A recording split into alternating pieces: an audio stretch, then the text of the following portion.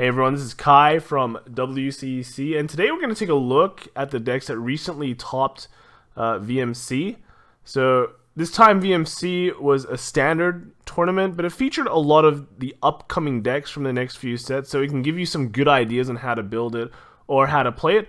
But just keep in mind though, they're already up to the Raging Tactics booster, so for the immediate release of Phantasmal Steed Restoration, your meta might be different. All right, your meta might be different. So let's get started with the winner of the whole tournament, Nanasimaaru's Murakumo deck. Now, low-key speaking, Murakumo from the next set hasn't been hyped at all in the West. It has mostly been the two boat clans, Shadow Paladin and Pale Moon, because everyone just likes paying that tax. But don't get disheartened, Murakumo is still legit. As long as you ride a Hyuga, the card basically says you bottom deck your opponent's whole field for 3 turns, or you shuffle them back. Same idea. But not many decks can really cope with that except for Pale Moon, which just really doesn't care, because it just doesn't have a field, right? So as we look at this list, we can see he's running 12 grade 3s. Sounds like a lot, but to be honest, it is quite normal for this deck, because you'll primarily be searching for grade 3s with the Hyuga effect. The Hyuga combo with Tangan Nudo guarantees that your next turn will satisfy Hyuga's condition, so you can just start like sending stuff back to their deck.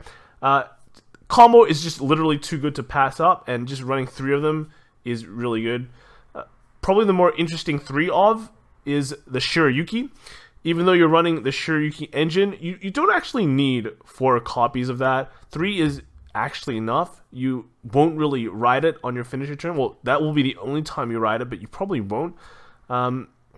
And most of the time, you'd rather just your Jakotsu girl to just soul charge. Just want to build soul. You don't really care if it hits or not. You just rather generate soul.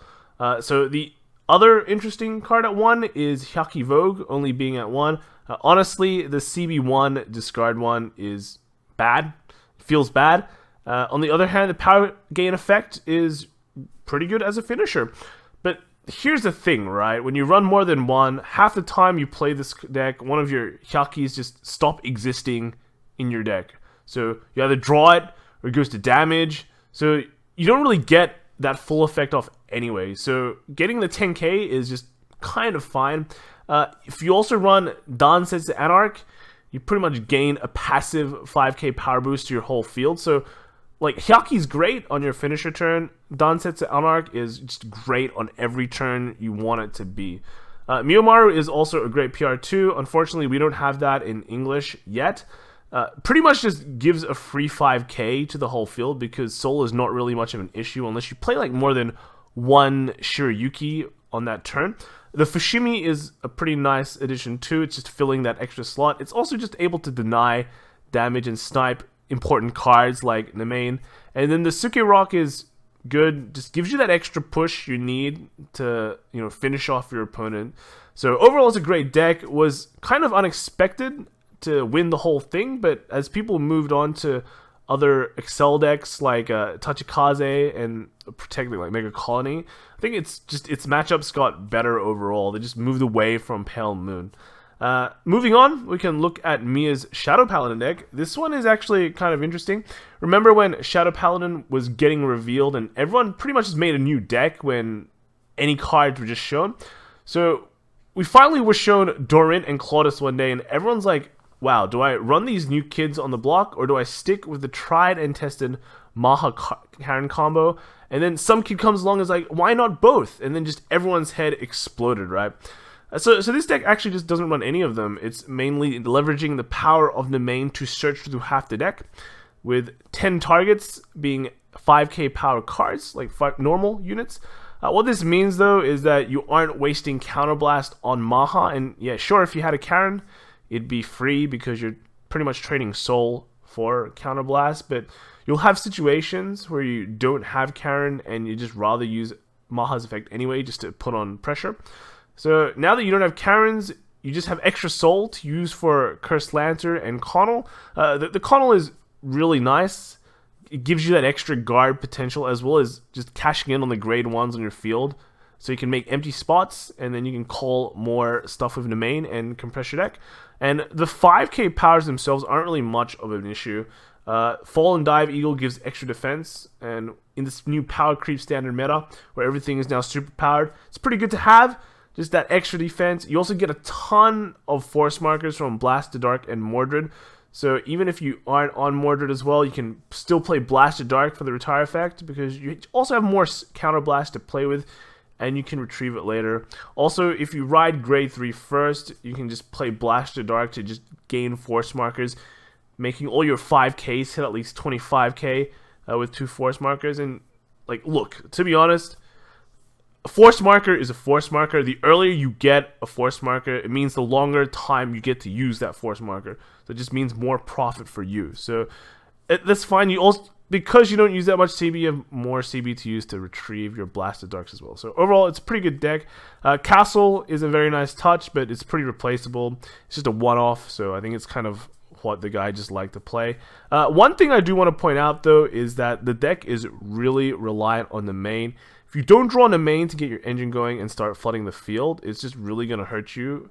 Hurt your early aggression. If you, like, sure, if you don't draw on the main in the standard build of Shadows, it's also bad, it hurts, but you're still running that Maha Karen combo, or if you just want to run, you know, Doran and whatever.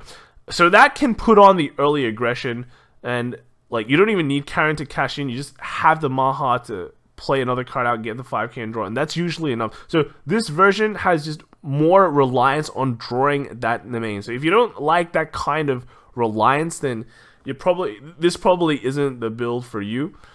Moving on to the top 4, we can look at Mochi's Pale Moon. It's just built pretty, like, very standard. I kind of disagree on not running any kind of counter charge. I feel like you're just asking yourself to get damage denied and give your opponent like a free turn when you just can't call a whole field. So although this deck looks like the most standard build, I still don't agree with how it's built, and just won't really go too much into it. He is running 2 plushy bunnies, but I think it's a super replaceable card. With, like, you can just replace it with counter charge. But like, look, he did do well, so congrats to him. He did show pretty good sportsmanship by letting his opponent do some takebacks at a certain point in the game. So much respect, good job. And lastly, we have Miyamo's Mega Colony. Now, I'll be honest, I didn't think Mega Colony was that amazing. A lot of hype went to Tachikaze, but the singles prices say otherwise. And after looking at this deck, I think it's actually pretty good. And let's be clear about one simple thing. Ganakolio is free, alright? Soul is not an issue of this deck, and everything else on this card just doesn't have a CB cost. When it comes into play, you mill the top card of your opponent's deck to try and gain, like, quad drive.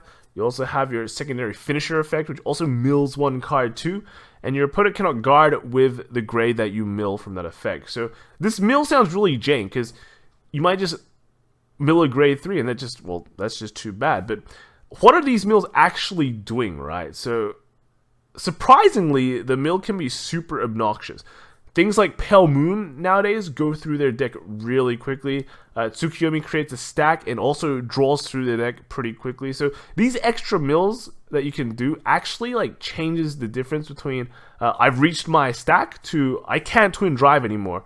The opposing player can pretty much control where they want to stop in their deck, but they cannot stop you from randomly playing down a Ganakolio and just absolutely ruining their plans. So, like, if you mill a grade 0 as well, it's a super devastating turn 2, because you just combo that with Antlion and Phantom Black, and they just can't guard. 3-card combo, not so much. Even with just the Phantom Black with a 0 mill, they can really only guard with Protect markers only. So that is super insane, right? But let's just go back a bit too. Let's talk about how free the deck is. Let's look at what uses CB in this deck. So you have 1 copy of Hunting Killerleaf. It's just one of those good to have units running at 1. You have 4 Machining Mantis, which pretty much you still play because it's a pretty decent grade 3 searcher, along with a Machining Hornet, and just gets that power at grade 2, which is nice. And then you have 4 copies of Water Gang. So where is your CB actually going to? Water Gang, okay? You just keep on calling Water Gangs out with Machining Stag Beetle, and keep on Water Ganging and put stuff back with Butterfly Officer to counter charge. And then you run like Hell Demise as well, that Giftless grade 3, which is just an on-demand water gang. You have your water gangs out, and then you just play that and draw 2.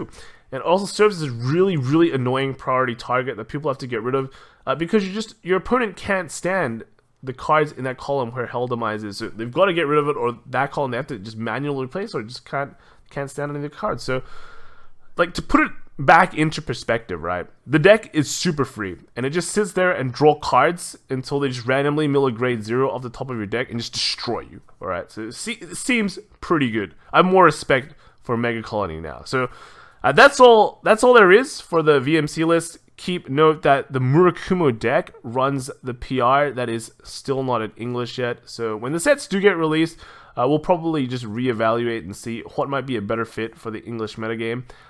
Remember, everyone, these decks are nice, but it is still about your meta, what people play in your local area, and you should be building to counter that. You see some top deck lists. That's good. That's nice reference material, but remember, things are different where you are. So I hope you guys had fun analyzing the VMC list with me, and I'll see you guys in the next video. Bye.